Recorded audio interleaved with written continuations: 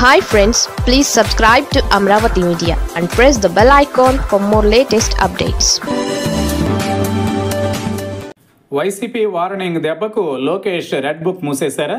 AP రాజకీయాలలో heat పుట్టించిన ఎర్ర పుస్తకం ఏమైంది? కొన్నాళ్లుగా రెడ్ బుక్ ప్రస్తావన ఎక్కడా వినిపించకపోవడంతో ఆ పుస్తకంలోని చాప్టర్లన్నీ క్లోజ్ అయ్యాయా అన్న చర్చ జరుగుతోంది.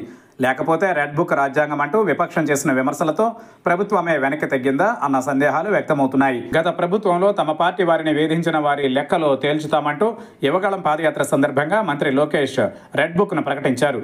టీడీపీ నేతలు కార్యకర్తలపై దాడులు చేయడం, వారిని ఇబ్బందులకు గురి చేసిన అప్పటి అధికార పార్టీ నేతలు, అధికారుల పేర్లను రెడ్ బుక్లో రాస్తానని చెప్పారు. ఇక అధికారంలోకి వచ్చాక చెప్పినట్లే రెడ్ బుక్లో పేరు రాసిన వారిపై చర్యలు తీసుకున్నట్లు ప్రచారం జరిగింది. అయితే ఏమైందో కానీ కొన్నాళ్లుగా రెడ్ బుక్ ప్రస్తావన ఎక్కడా వినిపించడం లేదు. అంతేకాకుండా టీడీపీ సోషల్ మీడియాలో కూడా రెడ్ బుక్ ప్రస్తావన లేకుండా జాగ్రత్త పడుతున్నట్లు కనిపిస్తోందంటున్నారు. అధికారంలోకి వచ్చిన కొత్తలో రెడ్ బుక్ అంటూ మంత్రి లోకేష్ తో పాటు ఆయన అనుచరులు, టీడీపీ, జనసేన కార్యకర్తలు పెద్ద హడావిడే చేశారని చెబుతారు.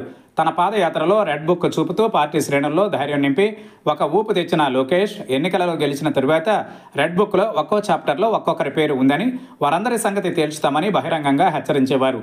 అంతేకాకుండా మంత్రి లోకేష్ అధికార, అనధికార పర్యటన